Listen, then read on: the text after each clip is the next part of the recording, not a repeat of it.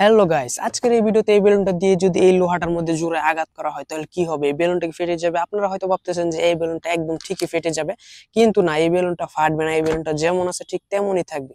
তাহলে ভিডিওটা শুরু করার আগে ভিডিওতে একটা লাইক দিন, চ্যানেলটাকে সাবস্ক্রাইব করুন। চলুন শুরু করা যাক। গাইস, এখন এই বেলুনটাকে এই লোহাটার উপর থেকে এইভাবে চাপ দিব, দেখে যে বেলুনটা ফেটে যায় কিনা। তাহলে চলুন এই বেলুনটাকে এখন উপর দিকে চাপ দেওয়া যাক। 3 2 1 গো। ও গাইস, দেখেন বেলুনটা কিন্তু ফেটে গেছে। এখন এখানে এই ধরনের আরো কয়েকটা লোহাকে নিয়ে এইভাবে এক সিরিয়ালে রেখে তারপর এটার উপর এই বেলুনটাকে রাখবো। গাইস, এখানে দেখেন একই রকম দেখতে 30টা লোহা আছে, আর এই লোহাগুলো অনেক ধারালো এবং সূচালো। তাহলে চলুন এখন এই লোহাগুলোকে একসাথে দাঁড় করিয়ে নেই। ফার্স্ট লোহাটা দাঁড় করে দিয়েছি, এখন এরপরে এই সবগুলা লোহাকে একসাথে দাঁড় করে নিব।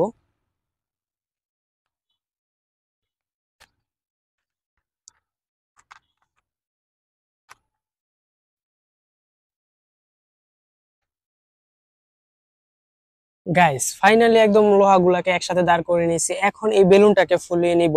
তাহলে বেলুনটাকে ফুলিয়ে নেই।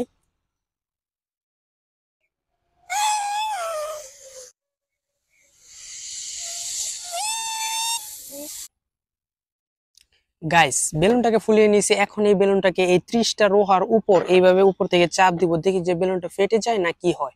তাহলে চলুন এখন এই বেলুনটাকে উপর থেকে চাপ দেওয়া যাক। 3 2 1 গো।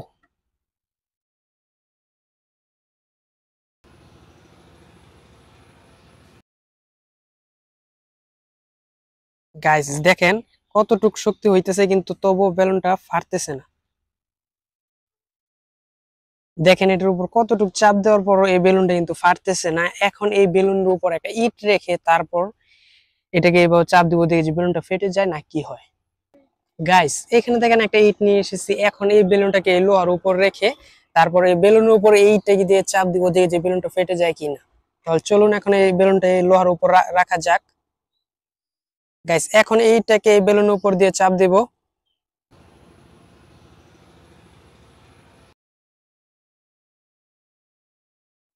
দেখেন বেলুনটা কিন্তু ফাটে নাই। দেখেন কতটুকু ওজন দেওয়ার পরও বেলুনটা কিন্তু ফাটে নাই। এখন এই ইটের পুরো ওয়েটটা যদি এই বেলুনের উপর দিই তাহলে তো অবশ্যই বেলুনটা ফেটে যাবে, কিন্তু হালকা ওয়েট দেওয়ার পরও এই বেলুনটা ফাটে নাই। এই বেলুনটা না ফাটার কারণ হইতেছে যে এখানে অনেকগুলো লোহা থাকার কারণে পুরো এরিয়া জুড়ে সমান ওয়েট করার কারণে এই বেলুনটা ফাটে নাই। যদি একটা লোহা থাকতো তাহলে একটু জায়গা জুড়ে ওয়েটটা পড়লে আর এই বেলুনটা ফুটো করে ফেলতো, তখন এই বেলুনটা ফেটে যেত। তাহলে গাইস, যদি ভিডিওটা ভালো লাগে তাহলে ভিডিওটা একটা লাইক দিন, চ্যানেলটা সাবস্ক্রাইব করেন, পরবর্তী ভিডিওর জন্য অপেক্ষা করেন।